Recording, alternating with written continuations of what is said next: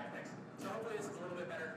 Any of this stuff that you feel like you didn't get exactly what I was talking about, feel free to grab me later when we're doing the demo back in our offices, and I'll talk about any of this stuff more in depth with you. So what Adam was showing a little bit earlier was some of the cosmetic customizations that are there, but we also have lots of gameplay customizations that are available. So one of the keys for us is making sure that all of our gameplay customizations are balanced against one another. So while you could get a flamethrower for the tank or a flat cannon for the tank, none of them are particularly more strong or less strong than other things. They just kind of allow for different personalization of your playstyle. And that's really key to us because we want to maintain a really strong competitive landscape. We're not just an FPS that's all about having thousands of players on the server at once. We're an FPS that's really about having a truly competitive experience with thousands of players on the server at the same time. So while there's a huge amount of growth that characters can go through, there's a tremendous amount of things that they can unlock. None of them, he's got a Horror in here, like a zero Horror, which is funny. There's a tremendous amount of stuff that you can unlock. None of it really gives you this huge power advantage like you see in a lot of other MMOs, where a level 60 character can walk up to a level 1 character and sneeze on them and they die. We want to maintain kind of about a 20% difference between the most powerful a character can be and the least powerful a character can be. Now, obviously if you're in a tank, you're going to be a lot more than 20% more powerful than a dude just standing in front of you. But all of these things are situational. Sometimes an infantry character is a lot more powerful than a tank, just totally depending on what sort of strategic situation they're in. So anyhow, I'm going to kind of do a little bit of play-by-play here, I guess, but you can see that Adam's gotten out of his tank, and he's now running around as an infiltrator.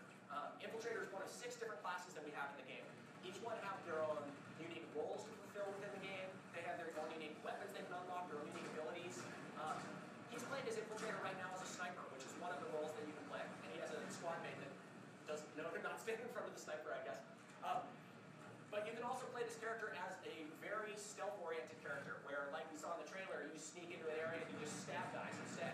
So I'm trading off the ability to bring a big sniper rifle with me for the ability to have a more effective cloak. So all those sort of things really let you tailor your gameplay style. And you're going to hear me talking about that a lot because it's really critical to us. We want players to be able to get into this game, find the role that fits them the best, find a group of players that use those roles, and really be able to play it exactly the way that they want. One of the things that's really amazing about Planetside as a game, I'm talking about the original Planetside, is it just celebrated its 9th year anniversary. That's good. So, as you can see, one of the methods that we have in the game for getting back into the game is squad spawning via drop pod. And you can use that drop pod very effectively to destroy other stuff, although there's a bit of a sacrifice involved in there, too. So, that was a pretty cool example of doing a good job at it. Finally, you did awesome, Adam. Perfect.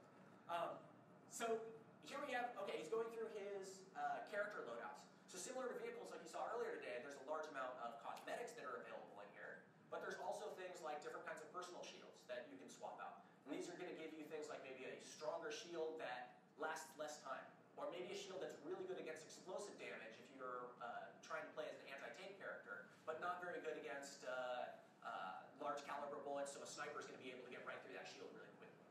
All these sort of things just allow players to completely decide what's important to them at any given moment. You see here a lot of these weapons still have placeholder icons. We haven't gone through and created all the final icons for these yet, but we do have all the different sorts of certifications for them, all the ways that you can actually customize them. So one of the really neat things about weapons is each one of your characters, each one of your classes, starts off with a default weapon. So, for instance, he has this particular sniper rifle as his default for the NC. But he can get all sorts of different side-grade weapons that not only unlock new gameplay types, maybe it's a bolt-action one that does more damage, but it's bolt-action, so you have to reload it every time you fire. But that weapon also comes with its own certification tree. So all these different add-ons that you're seeing for those weapons, so different scopes, different utility attachments, all of those are unlocked just by gaining experience, earning certification points, and putting them in there. So each time you get a new weapon, you have a huge amount of additional character growth that you've unlocked too. That really lets us have that long-term, players are able to play the game and constantly have things that they're working for. They never feel like they're capped out. And that was one of the things on Planetside Live that we learned. A lot of the things that we've done with Planetside 2 came from learnings on Planetside Live, is players played a lot, and they eventually got to the point where they didn't have anything new to strive for except for just the conquest gameplay of capturing bases and stuff.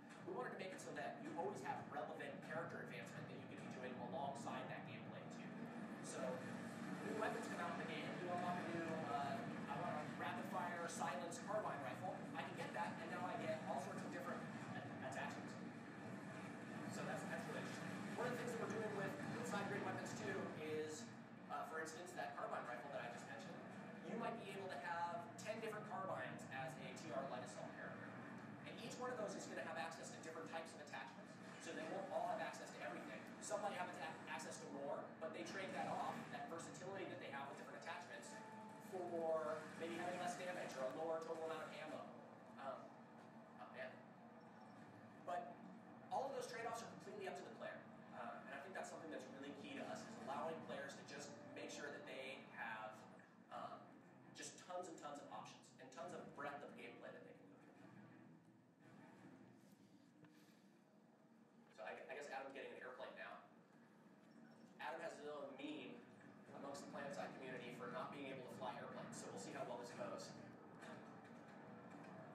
They actually call it plaguing up when he crashes airplanes. So, yeah, you can see at nighttime too. This is one of the really, I think, huge aspects of Planetside. Is not only do we have a massive open world, but we have a completely persistent world too. So, time of day actually matters a lot. As time of day progresses and it's nighttime, things like night vision are really important. Things like headlights on your vehicle are really important because you're not going to be able to drive outside of these base areas where it's dark if you don't have it. So it really does affect gameplay, and it makes you decide what sort of things you want to have unlocked, what sort of items you need for any given tactical situation. And each time you come to this base, it's going to be a little bit different. It's not always going to be fighting it the same way, because sometimes the sun might be behind that base, and approaching it from a certain angle isn't going to work very well because there's going to be too much glare. Those sort of world-related things, and we have a lot more of them. Those sort of world-related things are something that we're really putting a lot of emphasis on and adding a lot to. Is making these battles feel really dynamic, and the areas that you're fighting in feel really changing. So you're never fighting the same thing twice. One of the things that we're going to be adding post-launch, for instance, is a weather system that allows us to do things like have sandstorms come in. And when the sandstorm comes in, your minimap might not work as well. So you have a really distinct gameplay functionality that's changing just based on the state of the world. Should have stuck to playing, dude. Doing good at playing. So we can see now that he's actually inside of a bar. Capturing these bases is sort of like a conquest gameplay. So if you're familiar with conquest games like Battlefield 3, for instance, this map is about the size of what you'd expect to see in a Battlefield conquest game. It's actually fairly large. If you can get to a safe spot, pop open the map really quick. Yeah, good luck. You got your homies following you there. So you guys can see here that the area that he's in, can you zoom in just on that one region? This area that he's in right here is a fairly huge area. This whole map is 8 kilometers by 8 kilometers, so 64 square kilometers of gameplay space. And it's completely non-instant, so if you wanted to hop into an airplane and fly from one corner to the other, you could. There's nothing stopping you from doing that. He can be participating in multiple battles. He can be, as a Galaxy pilot, ferrying players from one area to another. And so capturing this base isn't just about flipping these tiles over either. When you capture this base, not only do you earn resources from that base for the moment-to-moment actions of capturing the base, but once you hold this base, it belongs to your empire, and you continue to earn resources from it until someone comes and takes it back. Those resources are used for things like unlocking new side-grade weapons, or buying new grenades, or getting vehicles from the vehicle terminal. So resources have a really important strategic gameplay sense, because you can go and deny resources to your enemies too. If you decide that a certain type of enemy who has access to a certain type of weapon on their vehicle is just too powerful, well, that's no good. There's things that you can do to make it so that that weapon isn't available to your enemies anymore. You basically can deny that resource by going and capturing the bases that yield that resource, and then deplete your enemies from being able to acquire the vehicle attachments. So that's a really kind of unique aspect of Planetside that not a lot of other games have. This strategic metagame that really allows you to affect the moment-to-moment gameplay. Let's see how this works.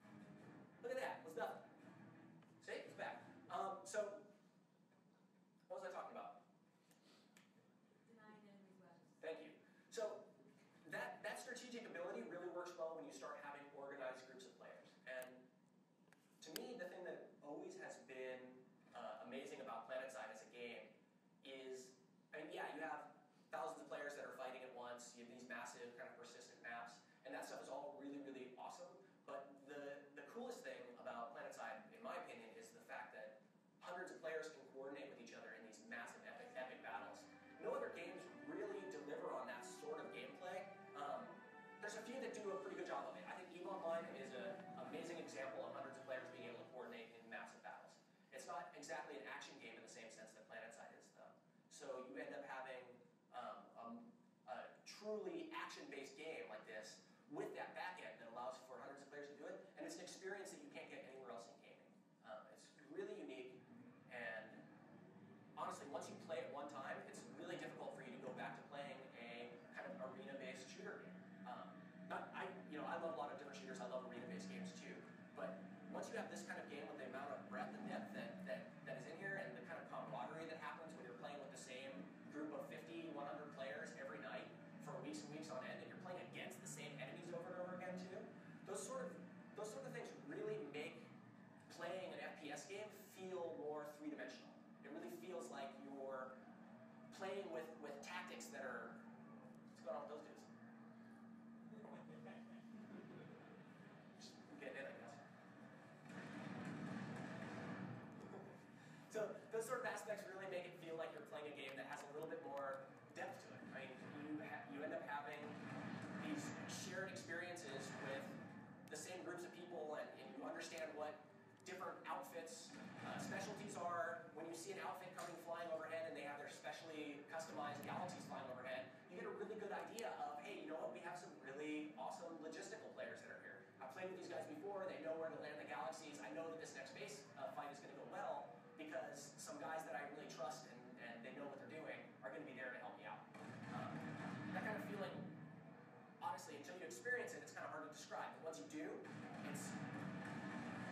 makes it so that these types of games, and you ask anybody who played the original Planetside, it becomes something that they want to play over and over again. And that's why 9 years later, there's still a huge Planetside community that, honestly, there hasn't been another game that scratched that itch for them in the last 10 years. So with Planetside 2, we're really hoping to be able to bring that experience to modern FPS gamers.